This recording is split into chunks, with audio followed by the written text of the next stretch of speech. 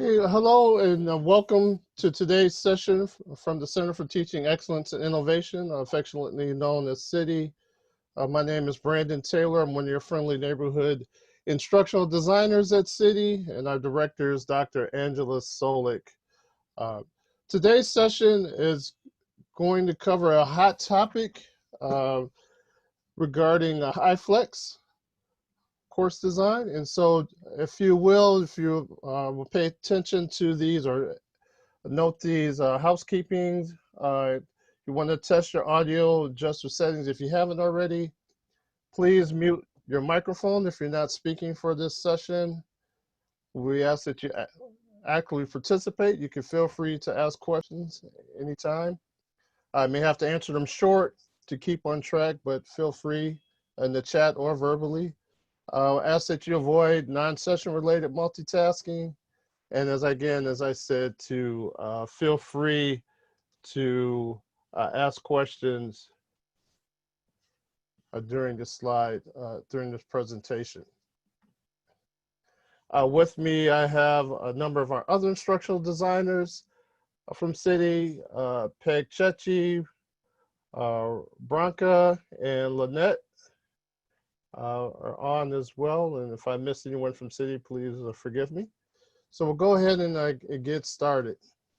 You should be able to see my screen. And so if you're not able to, please feel free to let me know.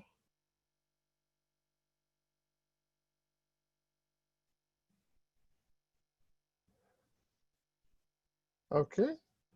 And so I'll go ahead and start it. So this QR code here will take you to the handouts for this session. Someone mentioned that it took them to their own SharePoint. They should share this with you. If you're having some problems with that, I will go ahead and paste the chat, the shareable link in the chat so that everyone has that.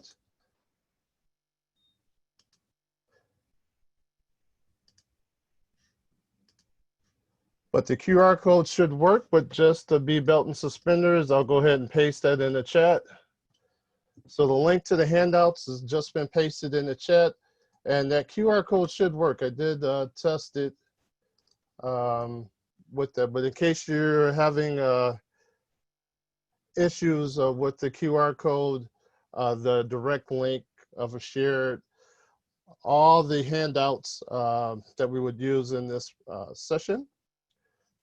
They're only available for 7 days, so because I set it up without requiring a login, so they only last for 7 days as far as access, but you can just reach out to me if you want to get access after those 7 days.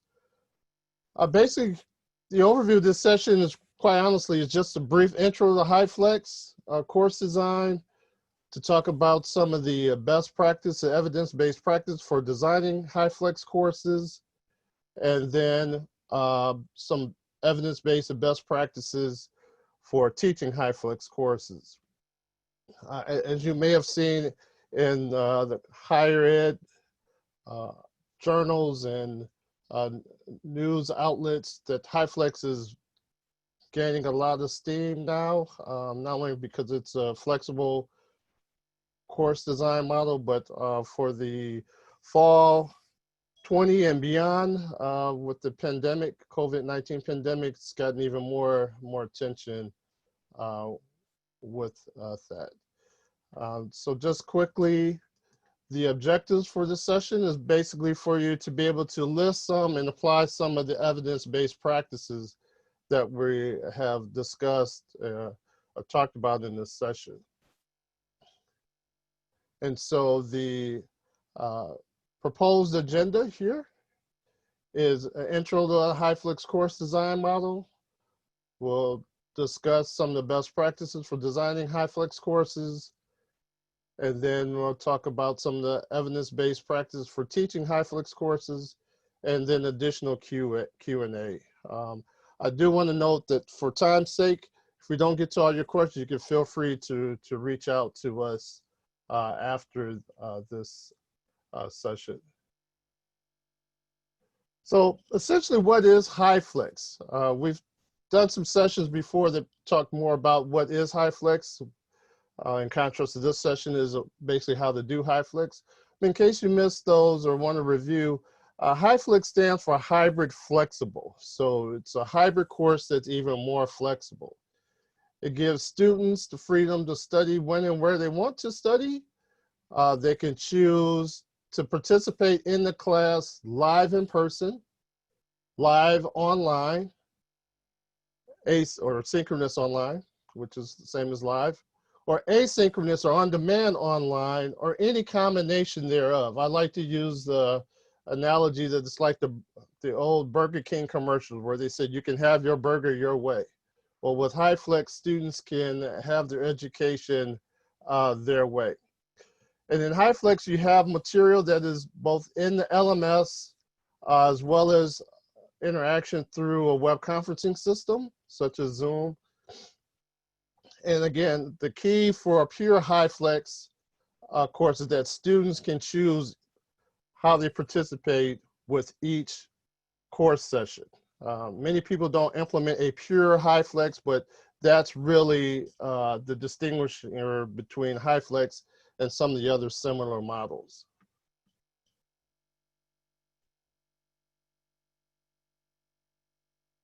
Okay. I see that there's still some problems with the link. So we will email the link out to the handout, so don't worry about that. Or I guess they did, some people are, but we'll get those. For those who are having problems with the links, we'll get those to you, but I do see some people were able to access the link with that. And so, so here's a brief overview, kind of a visual of HyFlex. So we look at a HyFlex course for a given session. So you see those happy faces moving on your screen. And so those represent students and how they make their choice. Everyone's happy, all the smiley faces, whether they're in synchronous or not. And then the next session,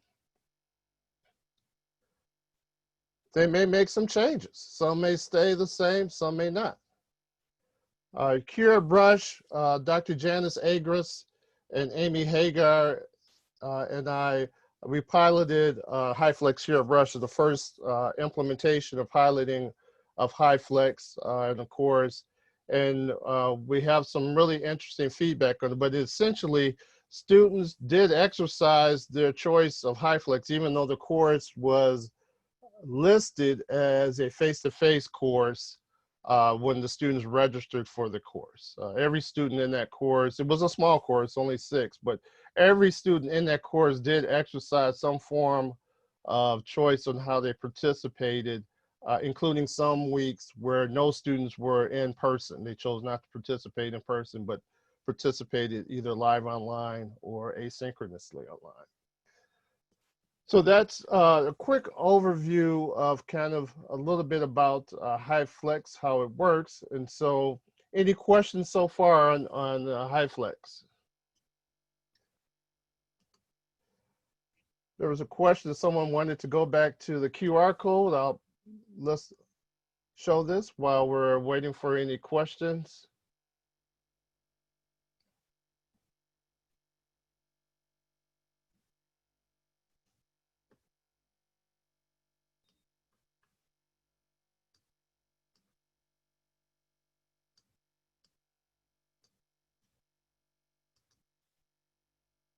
Okay, so the key, again, distinction with a HyFlex are that learner choice is very important. And even though that learner choice may be mediated, for example, we know with the recent regulations that were imposed and recently rescinded about international students not being allowed flexibility to take online courses during the pandemic, COVID-19 pandemic.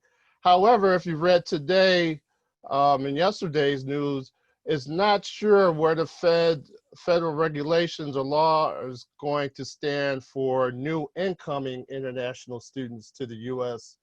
for training. So we not sure based on what that, if there's going to be any issues with those new students taking more than one online course as allowed typically with that. So in the case with the international students, if the laws don't prevent them from taking an online course, we may have to mediate where they may have to meet at least 1 or 2 times in person and not fully exercise their choice. The other major principle of HyFlex is the equivalency factor. So essentially, in the equivalency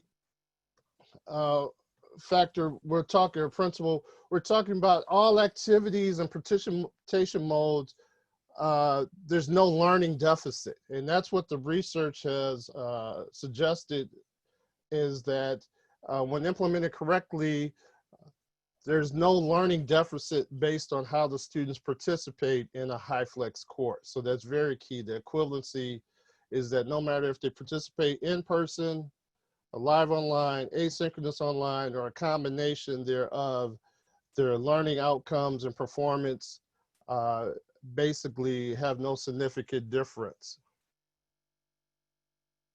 So the question I had from Katie, do the students let the instructor know in advance? Typically not. You maybe could ask that, but you know, they could be sick and maybe not be able to. Typically, it's not necessarily a requirement for the students to notify you in advance. You just want to design the course, and we'll talk more about that, such that they know what to do based on if the last minute, if they know they have to participate in a certain way, they understand what they need to do for that particular participation choice. Okay. The third principle of HyFlex is the reusability principle. And this basically says whichever resource you may use in one delivery option, ideally you want that to be usable in the others. So for example, a discussion forum is typically used for students who participate asynchronously online. However, it's great to use that for the students who may participate live in person or live online. For example, introductions for the course, maybe follow-up questions, things of that nature. If you have a handout that you distribute during the live session, so say there was a new journal article that just came out and you didn't have a time to initially post it in the LMS, but you share that in the live session, you would want to upload that article or handout in the learning management system as well. And then obviously the fourth, but definitely not the least principle, is accessibility. So we want to make sure that the students are equipped and ready to access the course in all the different delivery modes and have equitable access. And so we know that some students may have limited internet access off campus, or they may not have certain living situations that are conducive for online learning, et cetera. As we look at COVID-19 pandemics, they could have, you know, some healthcare or illness factors to address. And so we want to make sure that the course is very accessible from all of the different aspects of this pillar. And I would like to add that HyFlex, when we talk about these 4 factors and of choice as well, that faculty sometimes can have choice as well. One of the interesting things in our pilot with Dr. Janice Agris and Amy Hagar from the College of Nursing here at Rush is that Dr. Agris actually facilitated a couple of the HyFlex sessions from off campus, so well, from not in the classroom. So she did one from her office, and she did one actually from her home. with that. And so I had great success with that. Any questions about the HyFlex course design in general at this point, as far as the major factors of it? Again, we talk about the key elements are learner choice, equivalency, reusability, and accessibility.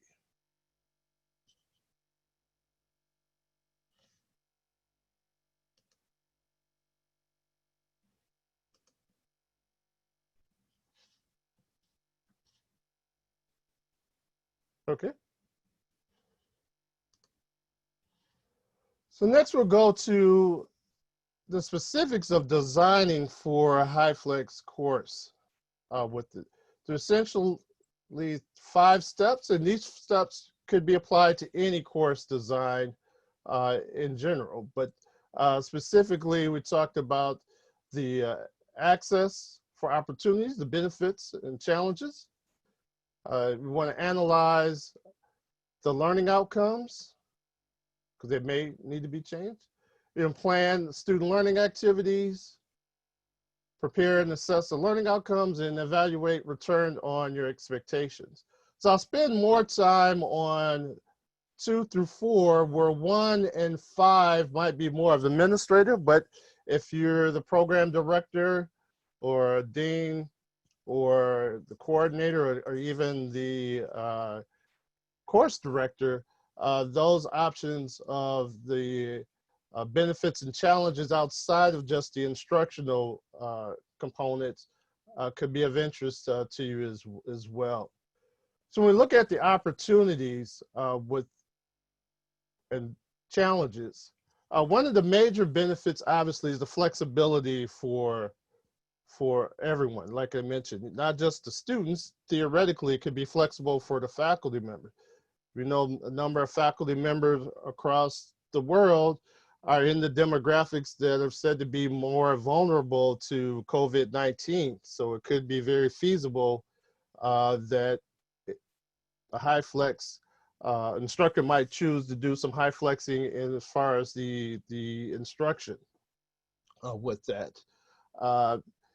The other opportunities is for space saving. So even outside of COVID-19 pandemic, space saving. So many places where they implement HyFlex, they can use smaller rooms based on the notion that necessarily not all of the students in the course will show up for face-to-face. So can help with room scheduling as well. So those are some of the benefits and opportunities.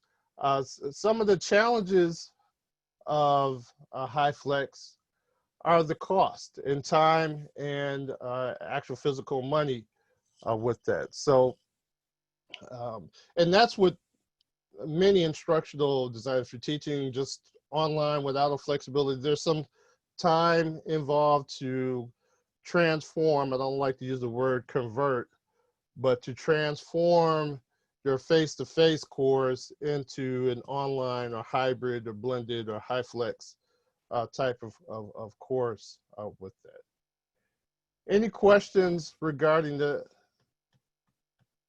challenges and benefits? I want to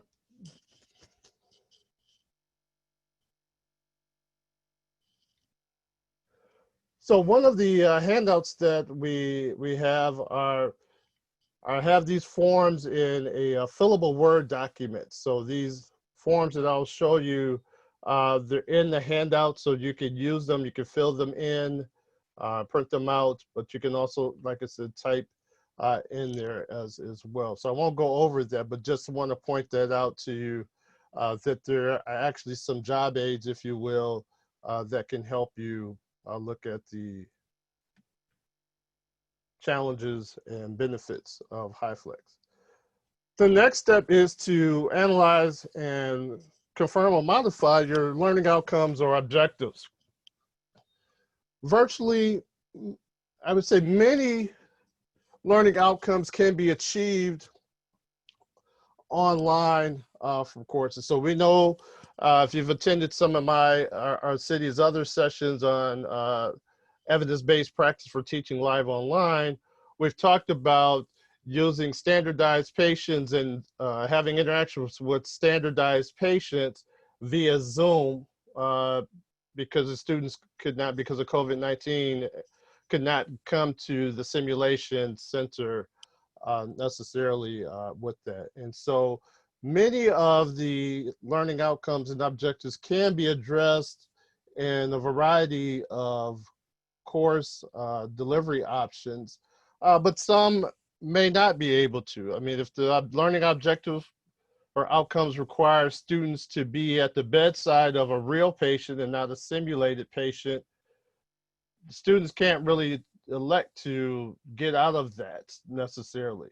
Or shouldn't. You know, no one wants a healthcare professional who has not worked with real patients prior to licensing with that. And so there may be a very few instances where HyFlex or any online delivery mode may not fit or address a outcome as they exist for your in-person courses, but maybe can be slightly modified. Uh, Again, the example of the interactions with standardized patients via Zoom in a telehealth scenario, if you will, could be modified. So you definitely want to look at your learning outcomes and analyze how or if they can be addressed in one of these modalities, or which modalities might be best. So in a HyFlex, one of the things that you have the benefit of all three delivery modes. So you would look at, what do I need to do as far as meeting this outcome? Is it best met live in person? Is it best met live online? Is it best met asynchronous online? Which ones could be done in either modality effectively? And which ones do we need more immediacy? So part of that is not even can it be done, but do you need to have students together? Do you need to have immediate interactions versus asynchronous interactions with that? And again, there's a chart here, and it's in the handouts. It's fillable. You can use this chart to help you analyze those learning outcomes and objectives, so you can plan that accordingly. Any questions regarding analyzing the expected learning outcomes? I'm going to stop sharing for a moment.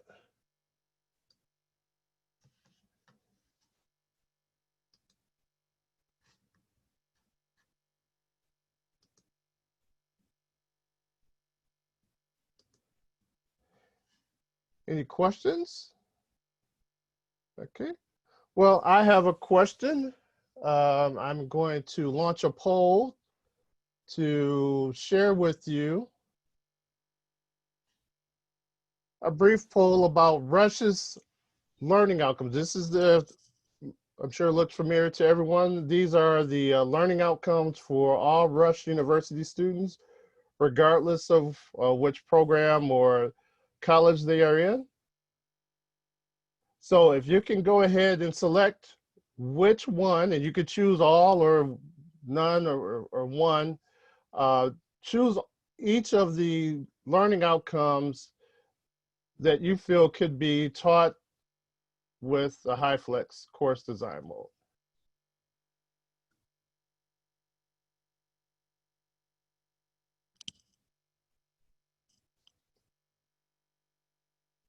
So I'll give you a few moments to answer that. Does anyone not see the poll? You may have to move your windows around depending on how many screens you have or windows you have open.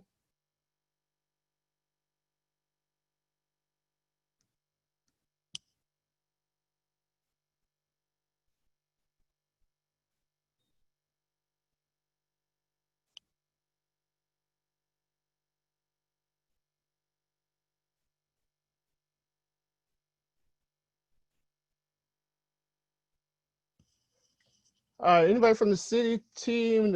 I'm gonna change it from co-host just to make sure you can see, because no one has answered the polling it. Can anyone not see the poll?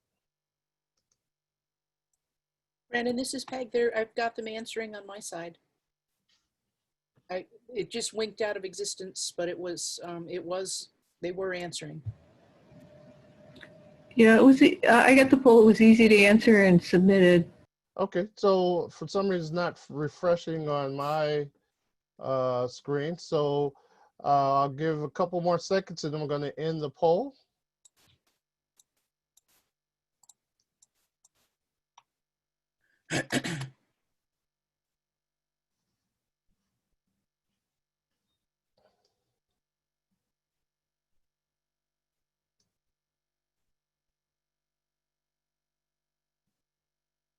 Okay, that's weird. That is not showing that people are answering the poll on my side. Do you see the results? Yes, I do. I'm sorry. See the results. Do you want me to share them? Yes, I do. Okay, that's weird. It's for some reason they're not showing on the side. If Peg or someone from City, if you could discuss the results really quickly, I'd appreciate that. Sure. Hold on one second. So we've got 81% believed that the demonstrating critical inquiry and reasoning required by the respective professional disciplines was applicable. 94% felt that communicate in an effective and respectful manner in the practice of their profession was applicable. 100% felt that demonstrating scholarship and understanding of research principles was applicable. 88% felt that integrating ethical principles into professional activities was applicable. 81% collaborate within interprofessional teams by practicing leadership. 94% integrate information technology to improve health outcomes. And finally, 81% demonstrate the ability to work effectively in a diverse and global society. Okay, great. Thank you. I'll stop sharing the poll results now. And so it seems like we have the choir here in this session, but it's good to know that people have a optimistic view of this. So I'm going to go back and share my screen.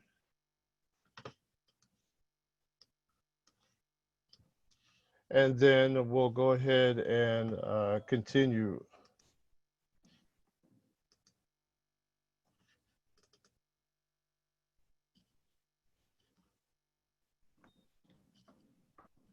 Okay, so you should see my screen now.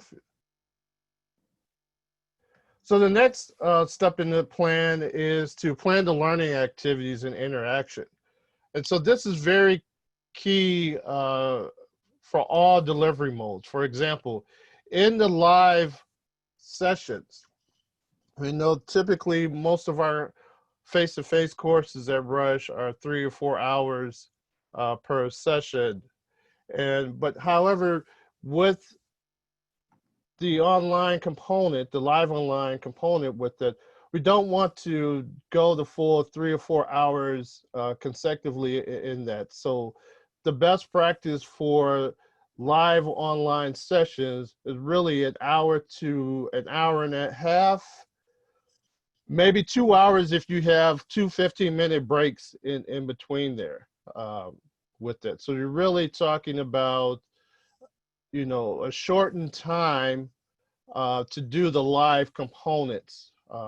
However, you don't have to skip content. You can cover the content and the learning objectives via the other modalities. So asynchronously online, if you use a flipped classroom model, you kind of already got a head start on some of that. Similar with team-based learning, the trademark team-based learning with the IRATs and TRATs with that. And so you want to plan your learning activities accordingly so that, again, for the short amount of time that you have for live in person, live online, that you can cover the learning outcomes or address the learning outcomes in an engaging way during that shortened time period for live interaction or synchronous interaction, and then which activities you need to address with the asynchronous, actually where you have more flexibility and time in that. The other time factor to remember about is this should be very engaging, active learning. So active learning takes longer than just, you know, writing and citing and talking and chalking, you know. So active learning is less efficient, but more effective than just traditional lecturing for 3 or 4 hours with that. And this is not Brandon Taylor saying that, this is what the educational research, the science, cognitive science, psychological science, research, neurological, etc. With this. And so keeping that in mind, it's very key to keep what activities and learning outcomes can I address that need to be addressed in a real-time fashion with students together in an hour and a half to 2 hours at the max. And then what then do I need to do, or do you need to do, to address the remaining learning outcomes and objectives in the asynchronous online component?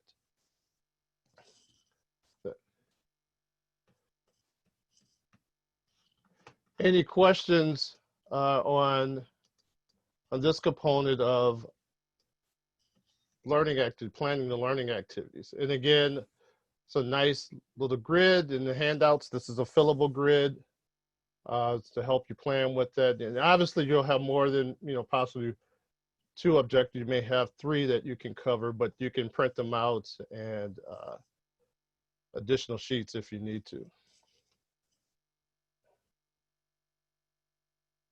And so the next step, again, is to prepare and assess the learning outcomes.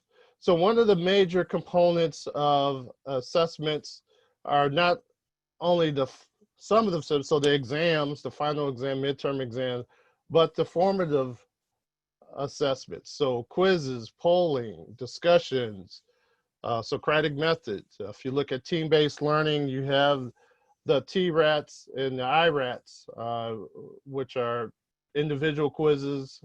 What the IRAT is, if you're not familiar with team-based learning, and then TRAT is when the students are in groups and they take the same quiz that they did individually in their teams. And the research shows that even the highest individual performer increases their score, the performance with the group TRAT score, and learns more. So do you want to plan and prepare and get your mind around how will you conduct these formative assessments? So these quizzes, polling, Socratic method if you use it, team-based learning, etc. So tools like Zoom have some of these tools built in, such as the polling, which you saw earlier. Also, they have a breakout room, so you can put students into groups so they could do their TRATs. And I might add that the groups don't have to include students from the same delivery choice of the HyFlex. So oftentimes you will have groups of students where you have some that are in person in the classroom, some that are live online, and even some that are participating asynchronously online with it. So there's no rule or force that the students have to be in the same group. There are obviously advantages and disadvantages to both, but that can be student choice, faculty choice, and how you put your groups together. One of the major factors is to consider for some of your more traditional summative. Okay, there's an example. Katrin, what example were you referring to? If you could type in the chat, and I'll continue until I see that in the chat. Um, so one of the major thoughts about your assessment plan is if you use Proctor, if you still are using final exams and midterm exams, and while there are plenty of other assessments that we recommend, we understand that some of these exams are practices for the licensure exams, and currently, the licensure exams are multiple choice tests. Okay, step 3, so learning activities. Allow me to go back. So some learning activities could be polling, group work, so you could have group presentations or group case analyses. You could have group presentations. You could have a wide variety, basically a lot of the same interactions that you have in the physical classroom, you can have in the live online and asynchronous as well. And I have another slide coming where I'm going to show you a matrix that walks you through how you would do a variety of different activities based on the modality that the students choose. So as I was saying, one of the factors of assessment is your proctoring. If you're doing simulated licensure exams using proctoring. So Amber Kujit from the College of Nursing has come up with a very nice protocol for live online proctoring. We're working together to fine tune it, and it's really been working out very well. As you know, in the fall there with the COVID-19, one of our a number of our online proctoring vendors weren't able to proctor exams due to COVID-19. And so Dr. Amber Kujit came up with the process to utilize staff that were working remotely to proctor courses using Respondus lockdown browser and Zoom. And I can talk a little bit more about, but essentially you have your phone in a Zoom session that's basically looking over your shoulder like a proctor, and lockdown browser locks down the computer so they can't do anything but the exam. And that basically simulates a live proctoring scenario, even though it's remote with it. Any other questions regarding preparing for your assessments? And again, here's a nice chart. It's in the handout, so it's fillable, and you can use that to help your planning. Again, with all of this, not to sound redundant, please feel free to reach out to City, instructional designers. We can help you with this, so you don't have to go along this route all by yourself. So we're here to help, and I'll be glad to help you with this.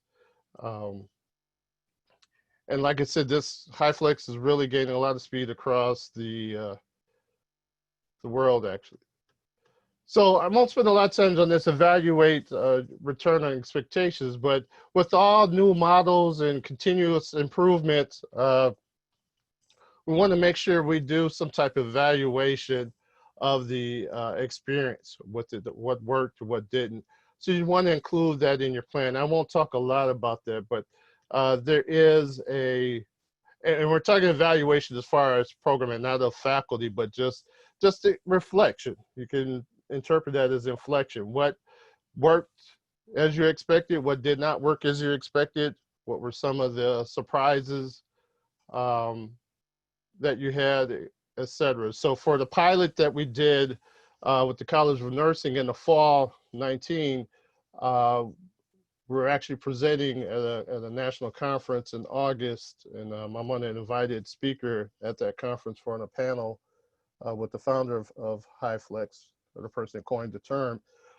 We did an initial pilot study, and one of the things that we found that was interesting was that even though that particular course was listed as a face-to-face on-campus course when the students registered, when we let them know on the first day of class that we were doing, piloting the HyFlex, again, every student participated in some format other than in person.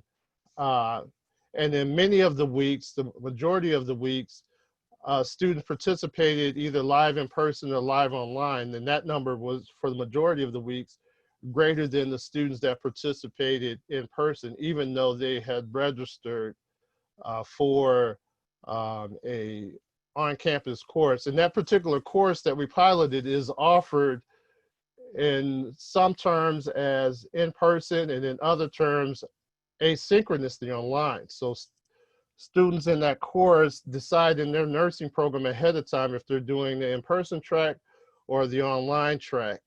And so these students, even though they had signed up for the online track for their program, this is doctorate and nurse practitioner program, they exercised their HyFlex choice. So that was very, very interesting to see that. Okay. Right. Any other questions regarding these items for addressing a HyFlex, planning for a HyFlex design? We're going to transition a little bit to teaching. So I have a question for faculty who have used this course design. Do they take one topic and then duplicate it to meet various modes online? See, okay, great question, Paula. So here's the thing with HyFlex. If you remember, one of the major pillars of HyFlex is reusability. So the HyFlex isn't meant to design in 3 different ways. So that's I want to make that clear. That's a great question, Paula. You're not designing in 3 different ways. You're looking at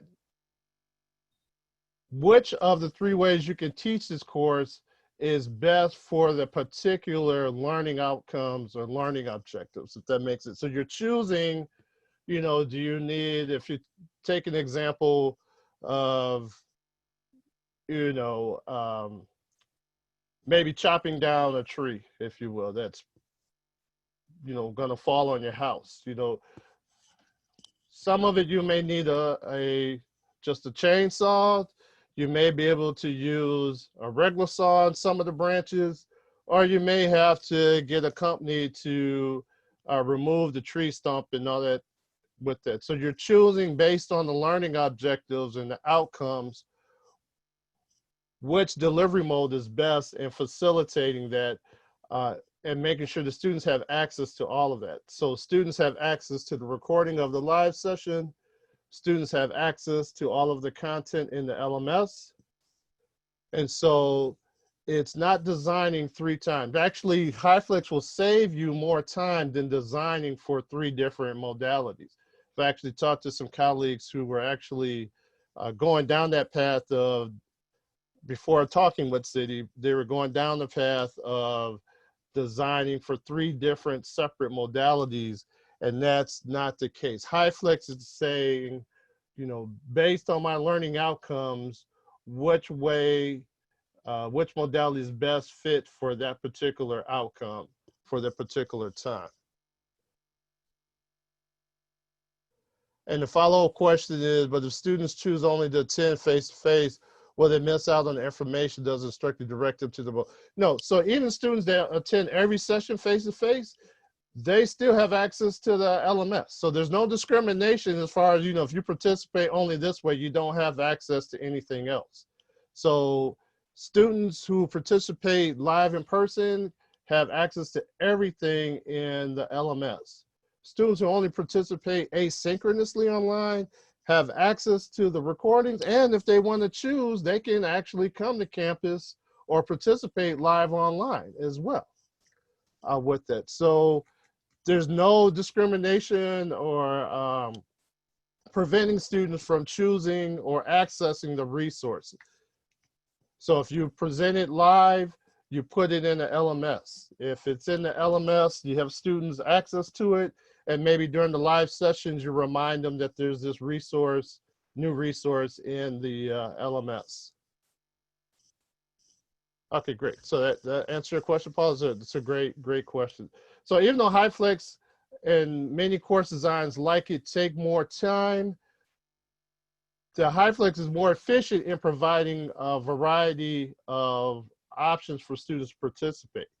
in many cases, HyFlex, one of the other major benefits is that students don't have to wait for a particular term to take a course that's offered in the format that they want to take. So in many places, institutions, you may, if you want to take a course online, you may not be able to take it in the spring semester because it's only offered online in the fall semester. So that could slow down your progression, especially if that course is a prerequisite for another course you need to take, or that student could be forced to take the course in a delivery mode that they're not really interested in or inclined to take because they're trying to meet this requirement prerequisite for a future course.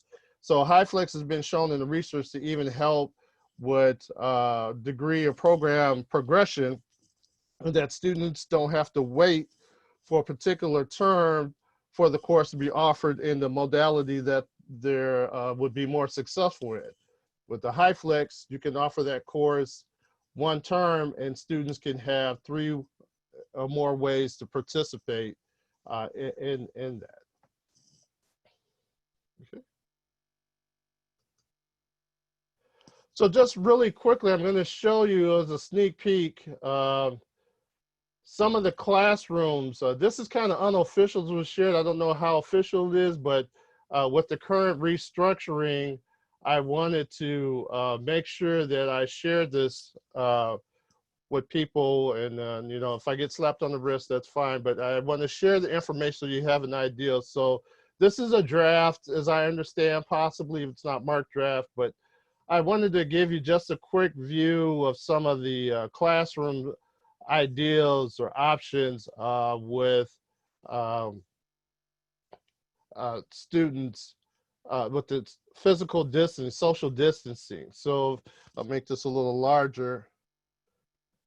So this is in the 450 club room. So essentially they're looking at having the tables 6 feet apart, with students 6 feet apart, typically facing this, the same direction. So I won't go over this a lot, but it is in the handouts. But just to give you an idea for your planning and teaching with this. So again, in 550B, so essentially you're looking at 2 students per table. Those tables are roughly 6 feet apart. And so that's kind of the gist of it. Like I said, I won't go through, but this is in the handouts so you can get a sense of that as well. You can contact IS, I presume, Torrance. If you contact Torrance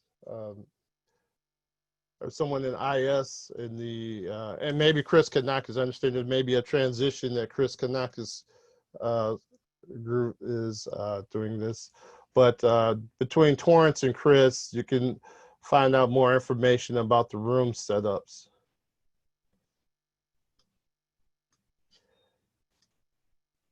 Here's a another resource that essentially shows, again, how rooms are being set up for the fall, some ideas how rooms are being shown in the fall.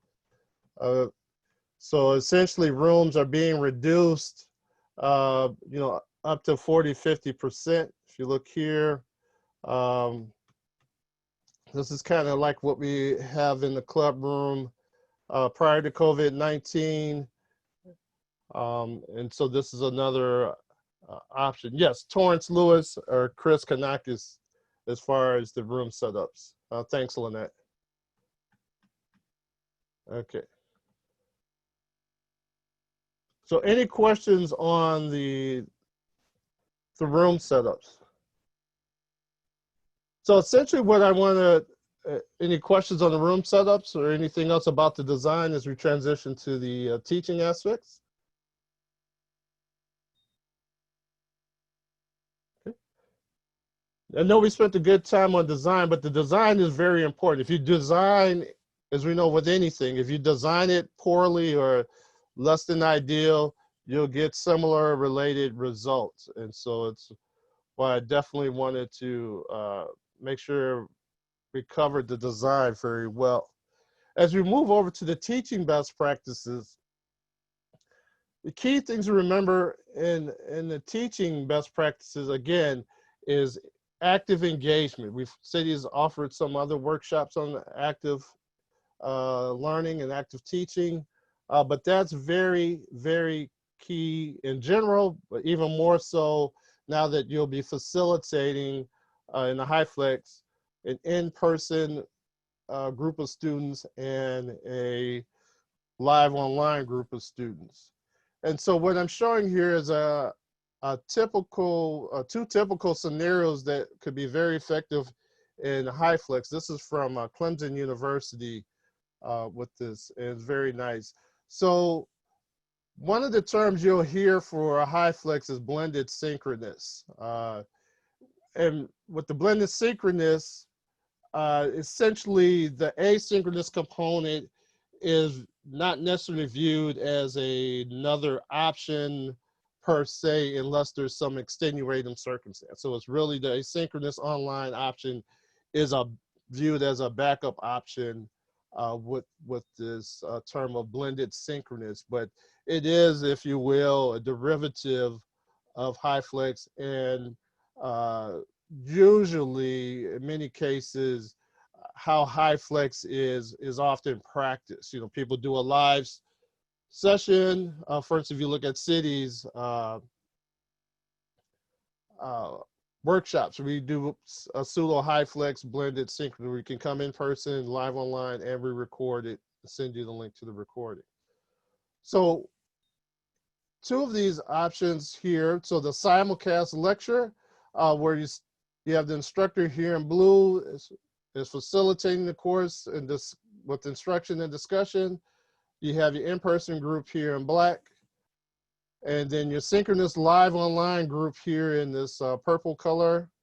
And then you have the asynchronous course content. So you have people that are participating asynchronously.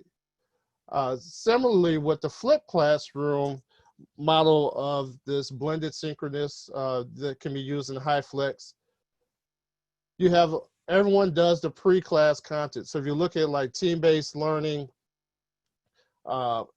traditional flipped classroom, things of that nature, everyone is going to do some work, required to do work prior to the live class session with that. So this is where you do your IRATs and pre-course work, things of that nature, the student work guide, study guide, all of that is done before you get to the live session, which then can be focused on clarifying what was covered in the pre-class, but more so on applying and discussing what you learned. So doing case studies, you could do ASCIIs, you know, maybe some clinical telehealth scenarios, things of that nature, where you could have, again, the in-person group simultaneous with your asynchronous group.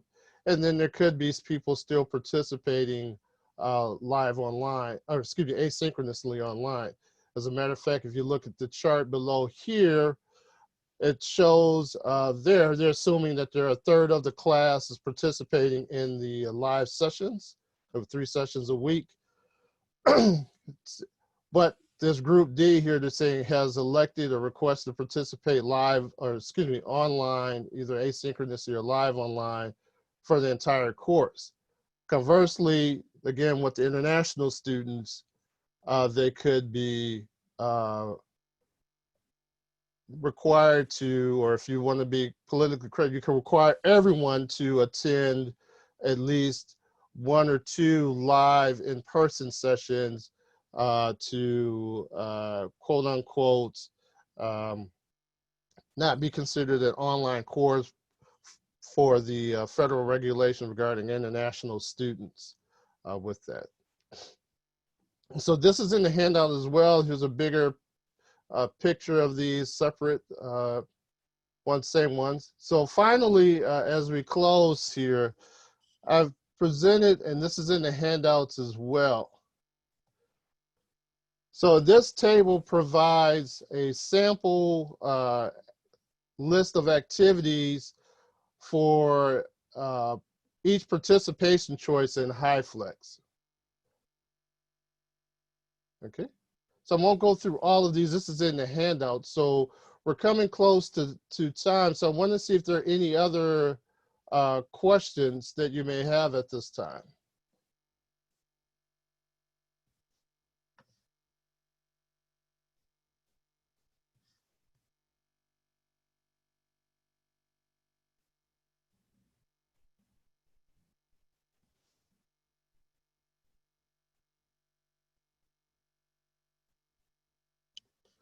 Hey, Brandon, this is Peg. Did you want to touch base at all on how faculty are going to be supported if they embark on this adventure? Oh, yes. As I mentioned before, you want to contact City, meet with your friendly instructional designer with this. So that would be the first thing, as I mentioned throughout the session. We can help you walk through all these aspects. You may want to contact Torrance Lewis or Chris Kanakis to kind of get a better official feel of what the room layouts are looking at like. So you have that understanding of what your physical constraints. Also, what IS with regards to what technology, my understanding before the restructuring happening, i.e. the layoffs, the IS was implementing a plan they had a while ago, but was given the go-ahead for COVID-19 to put cameras and some other microphones, things of that nature, into some of the classrooms with that. But I'm not sure where that stands right now. But you may want to reach out to IS. 3class is the extension. Also 3class at rush.edu is their email address as well. So you'd want to contact City as your first point, and we can help you get to the right people. For spacing, you want to contact Chris Kanakis and Torrance Lewis. And for equipment, you'd want to contact METI and IS as well. One of the last things, the blended synchronous slide again. One of the last things I said, one of the things that's recommended is that even in the live in-person session is to have those students who are live in person log into Zoom and just use a headphone and microphone to connect it to their phone or tablet or computer. And so they'll be able to hear and chat with the live online students. It could be helpful for you as the faculty member, because essentially now you're teaching, to a more homogeneous group now versus two separate groups. And you can utilize all of the tools that are embedded in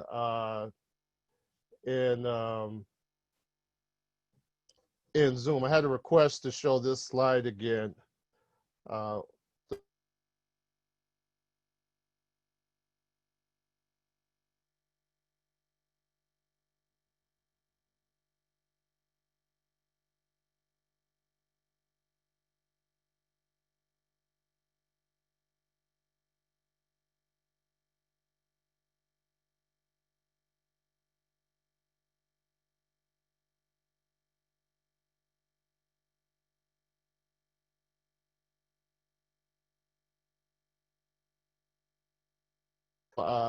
These resources from Clemson, they actually recommend having the in-person participants log on to Zoom. So essentially you could use the students can use their phone as a glorified clicker. And back in the day, we would use clickers to do polling with a separate device. Then they started using their smartphones.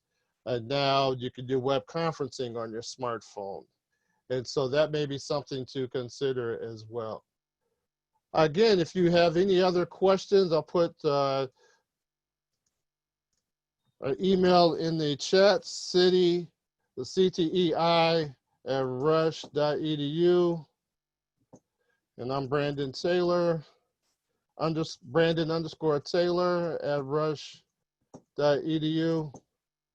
And we will be glad to help you with that. And we're going to go ahead and end the recording. However, I am available to stay on if there's some people that maybe have some more questions. As always, we know you have many choices for who you choose for your professional development. So we thank you for choosing Citi for your professional development today.